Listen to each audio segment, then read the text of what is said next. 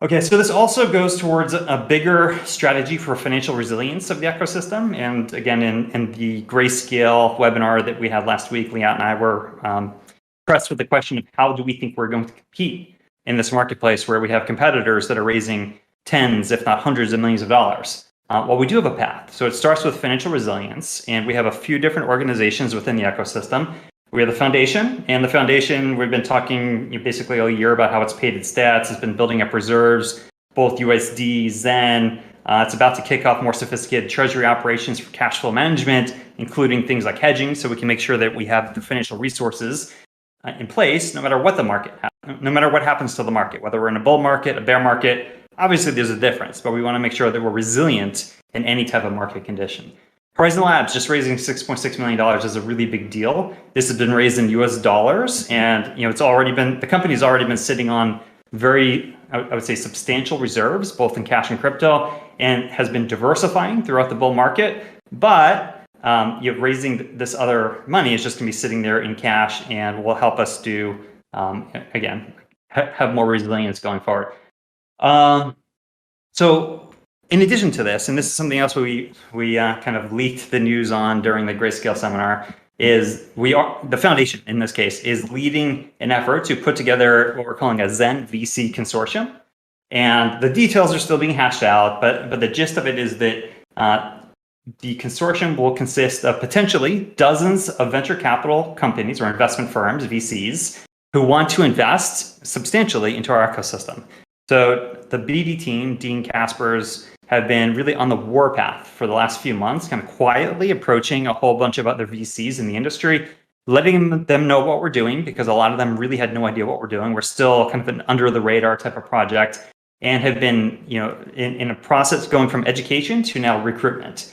And there's a lot more interest than we originally thought to invest in the ecosystem specifically.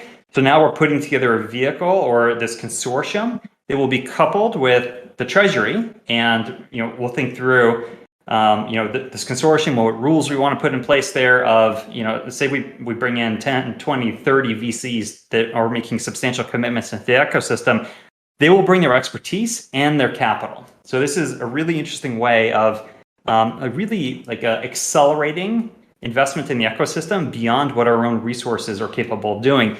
And the way that we do this is with the clever mechanism of the treasury matching in some capacity the bets that VCs are willing to make into our ecosystem. So if a VC bets $100,000 into a startup that wants to build an Horizen, the treasury will have some matching mechanism for like a grant allocation to that company, right? So the thing here is that the foundation is currently not staffed with experts on selecting good investments and and monitoring them over time.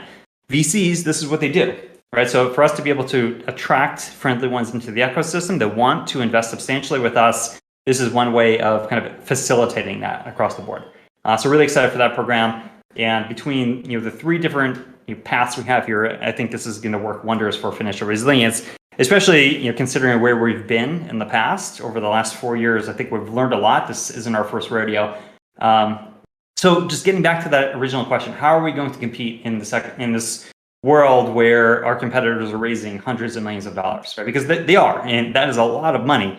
But I would argue that no matter everyone is kind of time, attention, and focus constrained, no matter how much money they take. So if you took in an infinite amount of resources, you probably couldn't deploy them efficiently instantaneously, right? There's some process for rank sorting investments based on some criteria, some marginal contribution to the ecosystem, and you would want to fund them in kind of in rank order, and then the marginal contribution to the ecosystem you would think ought to be declining over time, right? There should be kind of a declining marginal contribution as you're funding, kind of down a sorted list of investments of people that want to build in the ecosystem. So my point is, I think we've raised and we're in process of bringing in substantial resources that are appropriate for our stage of development as an ecosystem and will significantly grow the ecosystem.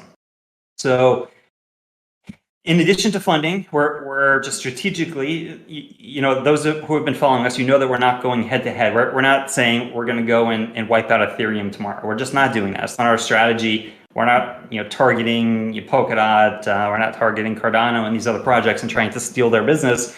What we're trying to do is look for clever ways where our technology, our stack, our protocol, and the products that we build have true technological competitive advantages for specific things, right? For specific markets, customers, product placements. So that's what we're doing. We're trying to compete intelligently, and we're doing, I think, a fantastic job with our BD team getting out there and drumming up business even in advance of Zendu going to market.